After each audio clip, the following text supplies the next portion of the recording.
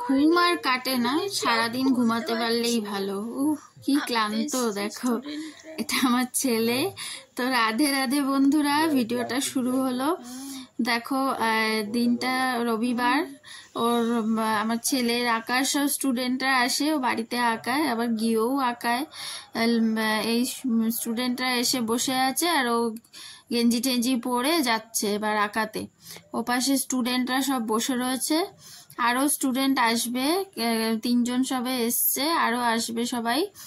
তো ওখানে বসে আঁকায়। তো তারপরে সোজাসুজি চলে এলাম ঠাকুর ঘরে।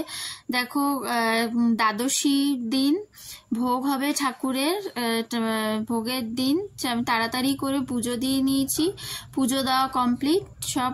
তারপরে ভোগের রান্নাটা মা করছিল, কি অদ্ভুত দেখো, পরপর খিচুড়ি, প্রত্যেক ভোগের দিনই খিচুড়ি হয়েই যাচ্ছে।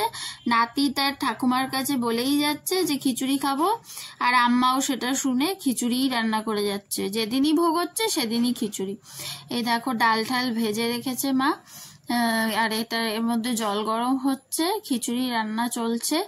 তো খিচুড়ি রান্না করতে অনেকটা সময় লাগে, খিচুড়ি ঠাকুরেরও খুব প্রিয়। এই বাঁধাকপি হবে, পটল ভাজা, চাটনি, বেগুনি সব কিছুই হবে। এই যে পটল ভাজা হচ্ছে, তারপরে মাকে আমি সব কেটে কুটে সব গুছিয়ে দিয়েছি।